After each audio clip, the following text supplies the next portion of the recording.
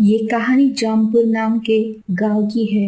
इस गांव में एक तालाब बहुत ही मशहूर है। कहा जाता है कि इस तालाब को बनाने में भूतों का हाथ है, इसलिए इस तालाब को देखने के लिए पर्यटकों की हमेशा भीड़ लगी रहती है।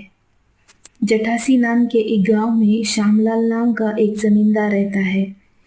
उसके परिवार में उसकी पत्नी राधा और बेटी सीमा रहती है। श्यामलाल का बेटा शहर से पढ़ाई करके घर वापस आता है।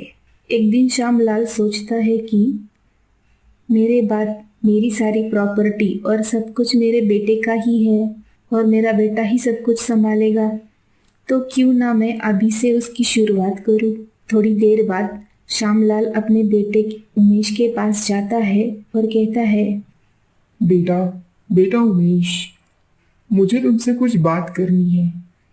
हाँ पिताजी, कहिए आपको मुझसे क्या बात करनी है। बेटा, मैं चाहता हूँ कि तुम अब मेरी सारी जिम्मेदारियां सीखो और संभालो। तुम अपनी बहन को साथ लेकर जाओ और अपने खेत, जमीन और बाग बगीचों की जानकारी ले लो, ताकि भविष्य में तुम्हें कोई तकलीफ ना हो। ठीक है पिताजी। उमेश अपनी बहन सीमा को लेकर खेतों की ओर निकलता है। दोनों बातें करते करते रास्ता भटक जाते हैं। उमेश को थोड़ी दूर एक साधु तपस्या करते हुए दिखाई पड़ते हैं।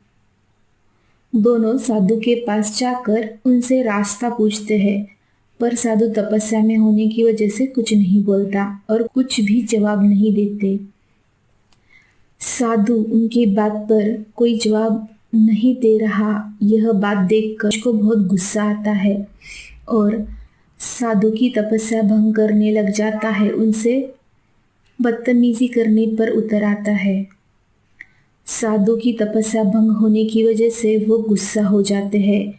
उठकर रमेश को श्राप देते हैं कि आज के बाद इस गांव में कभी भी युवा पीढ़ी जीवित नहीं रह पाएगी। यह सुनकर उमेश और सीमा घर जाकर यह बात अपने पिताजी को बता देते हैं। श्यामलाल बहुत भयभीत होकर वो गांव छोड़ने का फैसला ले लेते हैं। श्यामलाल अपने पूरे परिवार को लेकर जिस गांव के लिए निकल पड़ते हैं, उस गांव का नाम जामपुर होता है। पिताजी, हम कहाँ जा रहे हैं? बेटा, हम सब मेरे दोस्त चंद्रकांत ठाकुर के गांव जामपुर हमेशा के लिए जा रहे हैं। पर जामपुर ही क्यों पिताजी? हम दूसरे गांव भी तो जा सकते हैं ना। इस गांव में ऐसी क्या बात है? उमेश की यह बात सुनकर श्यामलाल उनको जामपुर का इतिहास सुनाने लगता है। कई साल पहले मेरे दोस्त चंद्रकांत ठाकुर जी के दादाजी जामपुर के राजा थे। तब वे अपने घोड़े और सैनिकों को लेकर सैर पर निकले थे। राजा साहब अपने घोड़े को लेकर बहुत आगे बढ़ गए और सैनिक पीछे छूट गए। थोड़ी दूर जाते ही अंधेरा होने लगा और उनके घोड़े को बहुत प्यास लग गई। पास ही में उनको एक तालाब दिखाई दिया।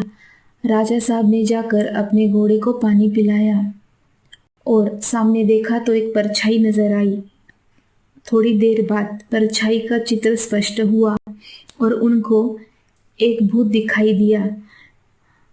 भूत ने राजा से कहा, राजन, मुझे बहुत प्यास लगी है, लेकिन एक श्राप के कारण मैं इस कुएं का पानी नहीं पी सकता। कृपया मेरी मदद कीजिए।